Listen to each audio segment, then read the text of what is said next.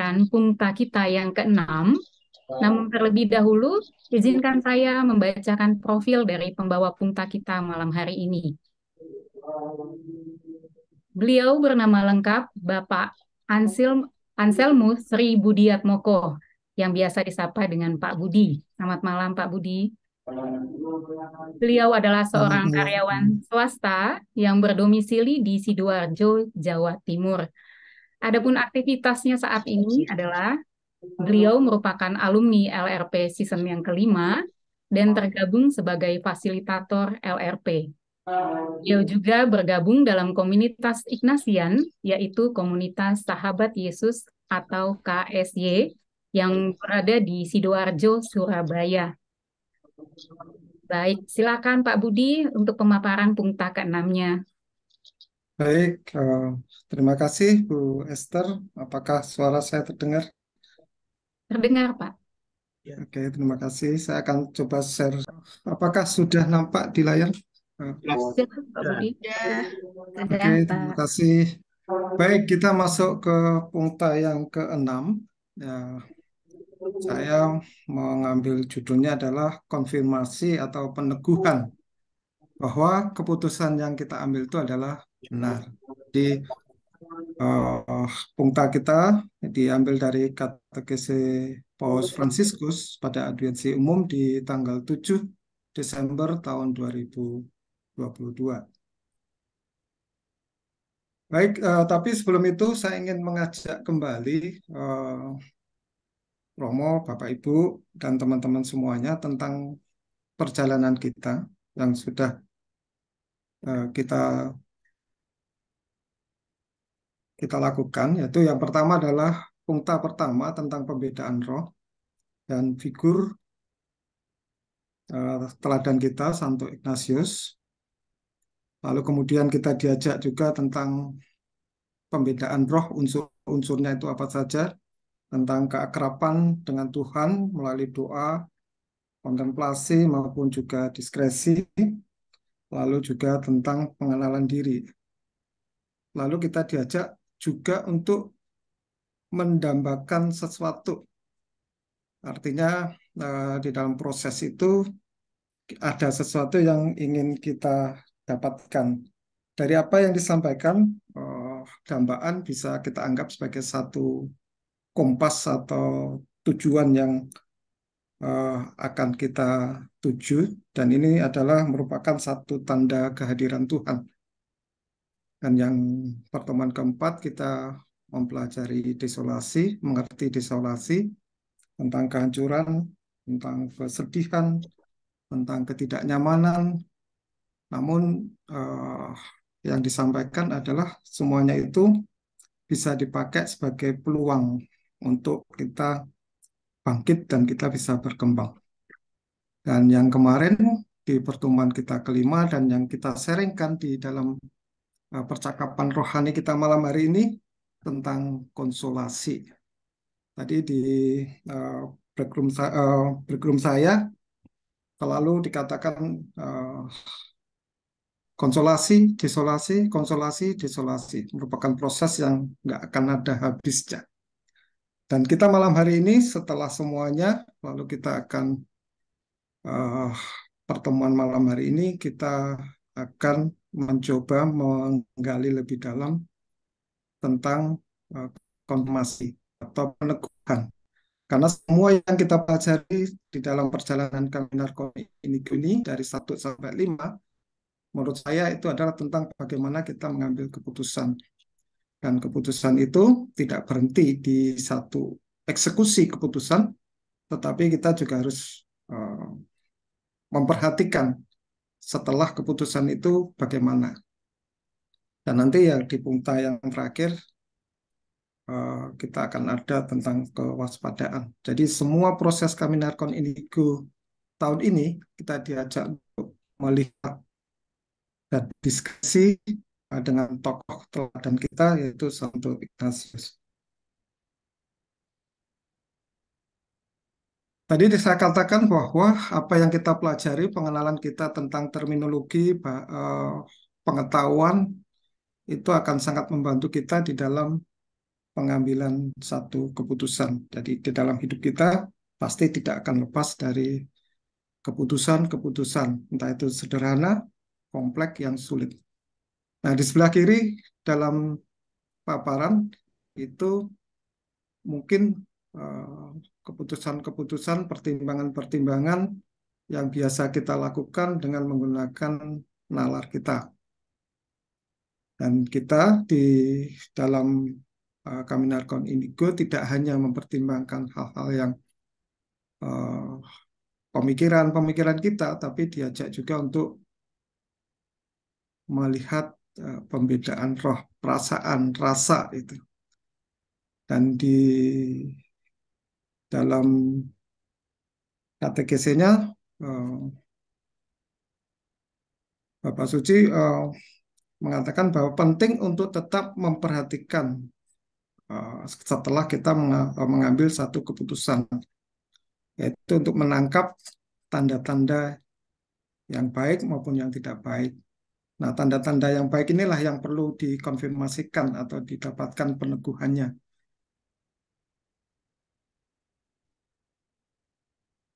Lalu kita juga di dalam setelah pengambilan keputusan itu, eh, kita melihat, Bapak Suci mengatakan bahwa kita melihat bagaimana waktu itu merupakan satu proses untuk dapat mengenali suara Tuhan dari begitu banyak suara-suara yang mungkin kita mendengar.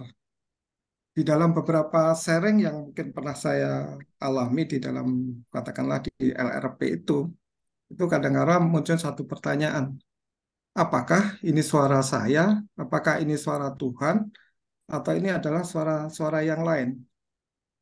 Nah, saya menyimak ketika kita menonton bersama di hari pertama dan kedua, dan terutama di fokus ketika Santo Ignatius melakukan visualisasi dari film itu. Dia mencambuk dirinya sendiri, lalu kemudian dia merasakan suara kebisingan, merasakan kebisingan suara ya Lucifer, lalu suara yang lain, dia merasakan ketidaknyamanan, dia merasakan keputusasaan, bahkan sampai bunuh diri.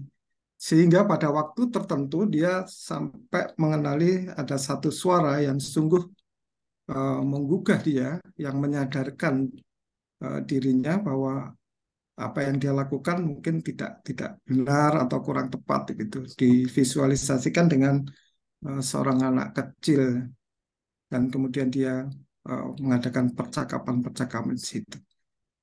Nah, kita juga diajak untuk lebih pada ketika mengambil keputusan itu juga eh, merasa-rasakan, mengajak hati kita untuk berbicara dan lebih mendengarkan suara-suara yang kita harapkan itu adalah memang suara dari roh yang baik. Nah, ciri khas dari roh baik adalah bahwa kenyataan itu dia akan memberikan satu kedamaian yang bertahan cukup lama. Kemarin saya ingat ketika Suster Dewi juga mengatakan konsolasi itu tidak seperti jerami yang membakar lalu kemudian hilang, tapi dia bisa bertahan lama. Demikian juga frater ketika bicara tentang dambaan itu juga dambaan itu diharapkan yang lama, jangka panjang, sehingga bisa dijadikan sebagai satu kompas. Nah, jadi di sini uh, Paus Francisco menyatakan akan sangat penting untuk mempertimbangkan lebih dalam, ya, lalu membuat keputusan yang hasil dari keputusan itu adalah kedamaian untuk waktu yang panjang. Jadi tidak sesaat saja. Nah, jika ini yang terjadi, maka hal itu adalah merupakan satu pertanda yang baik, dan itu adalah jalan yang baik. Kita berada di dalam uh, jalan yang benar. Sehingga kedamaian itu adalah membawa keharmonisan, persatuan, lalu membuat kita bergairah dan bersemangat. Ini adalah yang saya tangkap dari katekese dari Bapak Paus tentang tanda-tanda keputusan yang kita ambil itu adalah benar, gitu ya. Dan benar itu dalam arti itu merupakan suatu kehendak Allah. Ada tiga hal yang saya tangkap, yaitu satu, bahwa keputusan eh, itu adalah sebagai tanda tanggapan kasih dan kemurahan hati Tuhan terhadap kita atau terhadap saya itu. Lalu yang kedua, eh, saya menyadari keberadaan saya atau keberadaan seseorang dalam hidup ini, dan dia merasa bahwa hal ini adalah bagian dari rencana yang lebih besar. Dan kita itu merupakan ada keinginan untuk berkontribusi.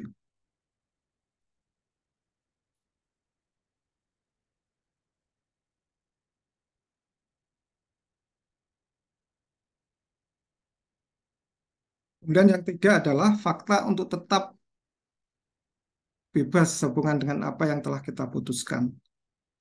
Ya, bersedia untuk mempertanyakannya dan kemudian malah berserah ketika kita menghadapi sesuatu yang mungkin tidak baik gitu. Lalu kita mencoba menemukan bahwa ini merupakan ajaran-ajaran yang datang dari Tuhan. Kita akan coba lihat yang pertama. Ini ada beberapa yang saya mencoba untuk kasih warna berbeda itu untuk lebih merupakan satu penekanan bagi saya. Keputusan dilihat tadi sebagai kemungkinan tanda tanggapan kasih dan kemurahan hati Tuhan. Ya. Ini bukan lahir dari rasa takut, bukan karena kita terpaksa takut pada Tuhan, lalu kemudian kita melakukan keputusan-keputusan atau melihatnya itu sesuatu yang terpaksa gitu.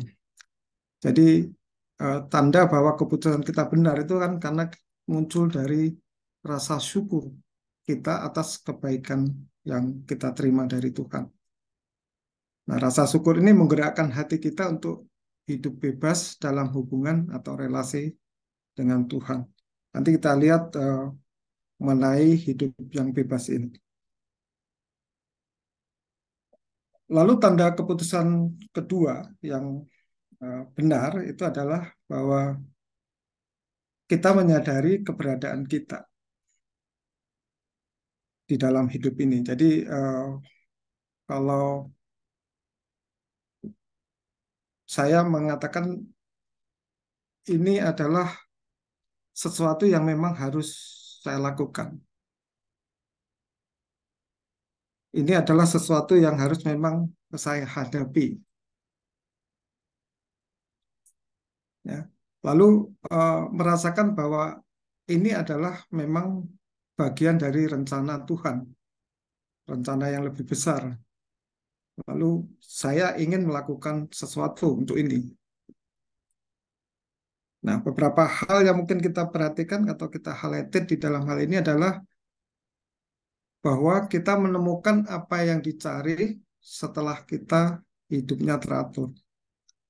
Artinya ketika kita sudah mengambil satu keputusan, lalu kemudian melihat kembali hasil dari keputusan itu, lalu kita mencari, kita mendapatkan bahwa inilah yang memang kita cari. Dan itu merupakan satu peneguhan.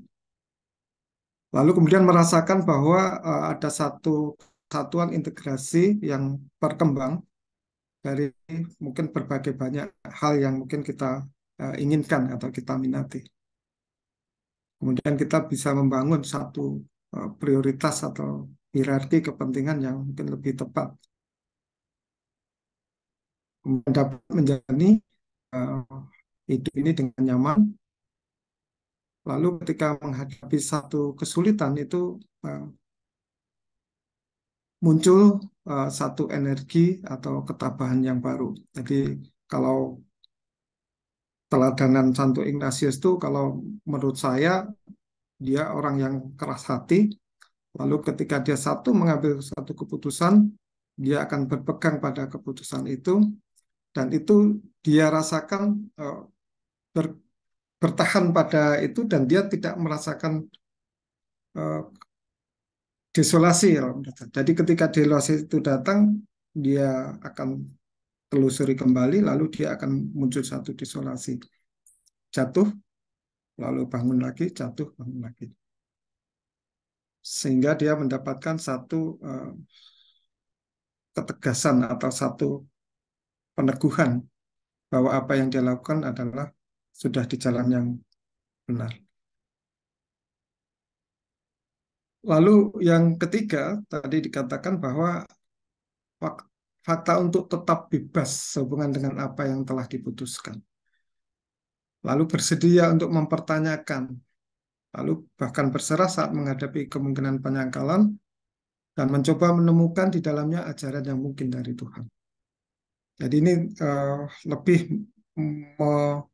tidak terikat di dalam keputusan itu sendiri. Ketika dirasa tidak benar atau salah, lalu kemudian dia eh, menyadarinya, lalu kemudian bertindak yang lebih baik. Dan ini muncul dari satu kesadaran bahwa ia menyadari bahwa Tuhan akan selalu memberi yang terbaik.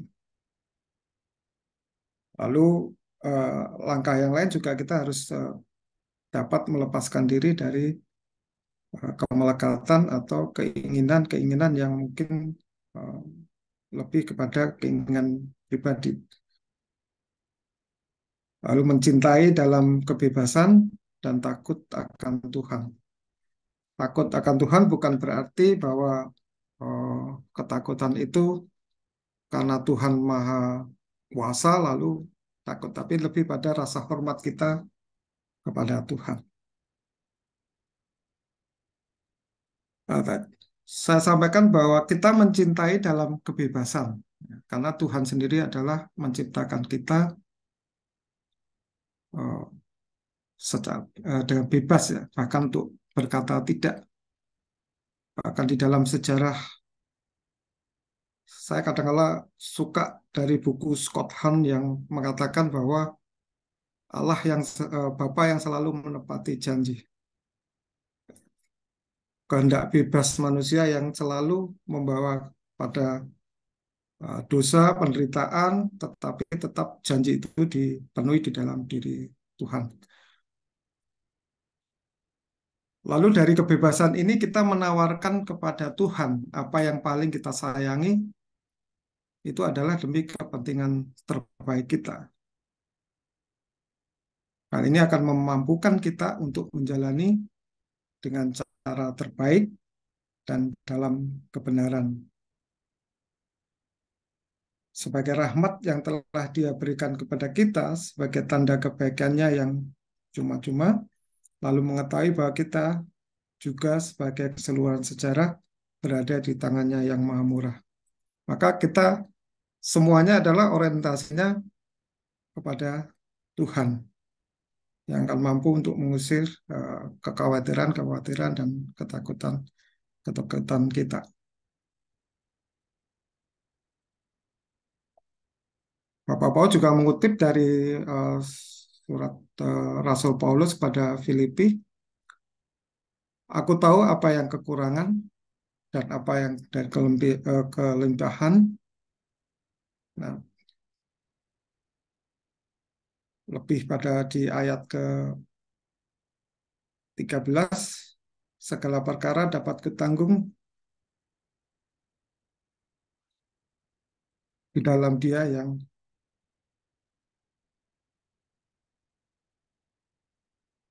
memberikan kekuatan bagi diriku.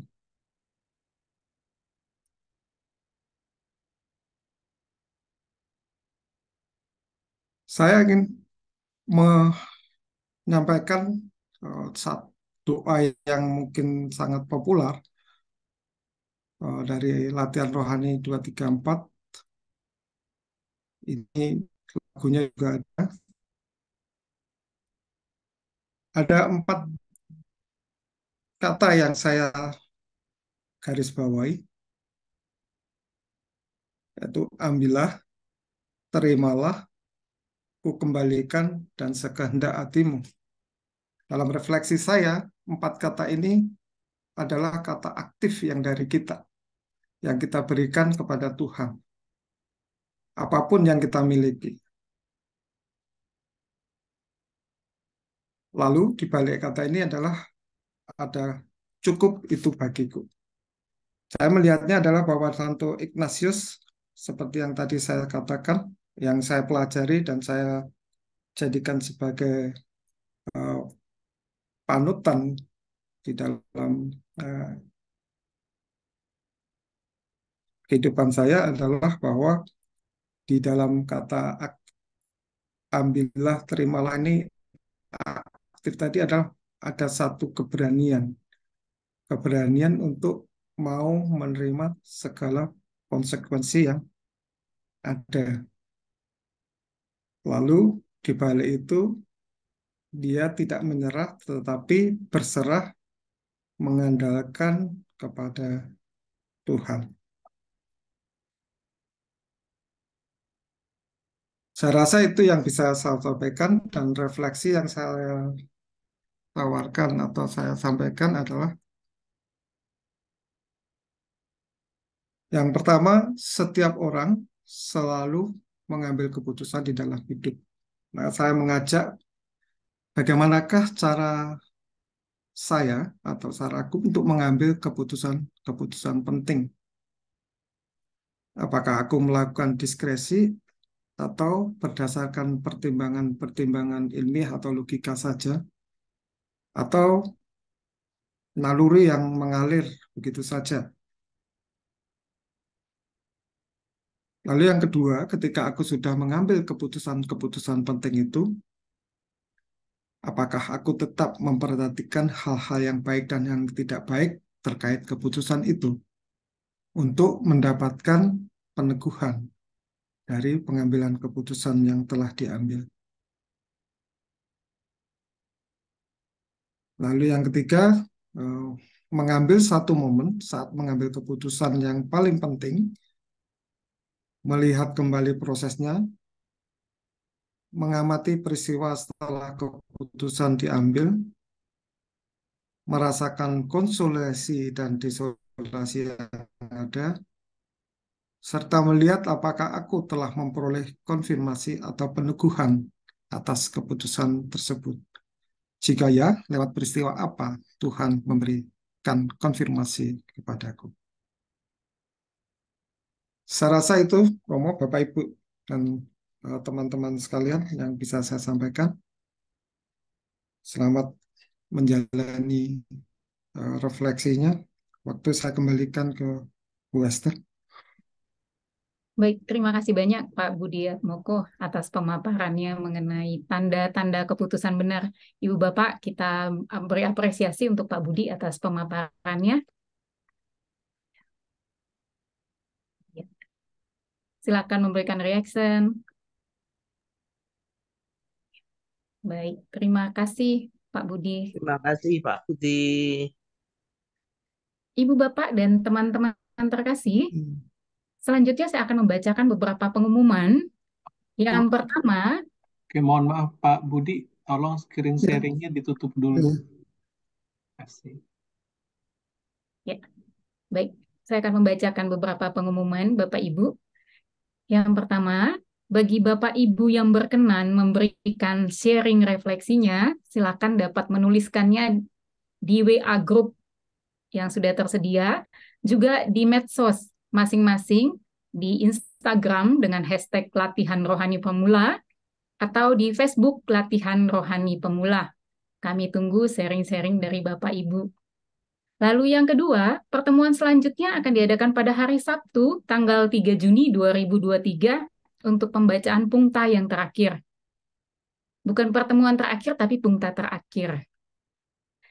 Dan yang ketiga, bagi Bapak Ibu yang tadi tidak sempat mengikuti pungta secara keseluruhan, bisa kembali mengikuti di kanal YouTube Latihan Rohani Pemula. Baik, Ibu Bapak, sebelum kita mengakhiri perjumpaan kita malam hari ini, kita akan mengabadikan perjumpaan kita bersama. Silakan untuk membuka kamera. Romo, Ibu Bapak, rekan peziarah yang terkasih, tanpa terasa kita sudah di akhir penghujung perjumpaan pungta kita yang ke-6. Selamat melanjutkan peziarahan. Kita akan bertemu kembali hari Sabtu. Kita akan mengakhiri perjumpaan kita malam hari ini dengan doa penutup yang akan dibawakan oleh Ibu Susi dan diakhiri berkat oleh Romo Marwan. Silakan Ibu Susi. Terima kasih Bu Esther. Romo, Suster, Bapak Ibu, mari kita hening sejenak sebelum kita akhiri dengan doa penutup. Dalam nama Bapa dan Putra dan Roh Kudus. Allah Tritunggal Maha Kudus, segala puji dan syukur kami haturkan kepadamu atas segala rahmat dan berkat yang kau berikan kepada kami sepanjang hari ini. Kami bersyukur atas penyertaan-Mu dalam kegiatan kami Narkon Inigo malam ini. Ya Bapa, tuntunlah kami agar kami selalu mendengarkan suara Roh baik, sehingga dalam setiap langkah kami selalu tertuju untuk mengabdi, memuji, dan memuliakan nama-Mu demi kemuliaan-Mu yang lebih besar. Ya Bapa, kami serahkan sisa hari ini kepadamu. Lindungilah dan sertailah kami selalu. Doa ini kami sampaikan kepadamu dengan perantaraan Yesus Kristus Putra-Mu, Tuhan dan Juru Selamat kami. Amin. Mohon berkat dari Romo Marwan. Semoga Tuhan beserta kita. Sekarang dan selama-lamanya. Allah yang Maha Kasih yang telah mengundang kita untuk berjalan bersamanya, bersama Santo Ignatius, senantiasa melimpahkan berkat kepada kita sebagai peneguhan atas keputusan-keputusan baik yang telah kita ambil dalam namanya, dalam nama Bapa, Putra, dan Roh Kudus. Amin. Terima kasih Romo, Ibu Bapak. Terima Sampai kasih, berjumpa Romo. hari Sabtu. Kasih, Romo, Terima teman-teman. kasih. Kasih, Pak Budi. Sampai Terima jumpa. kasih. Terima kasih.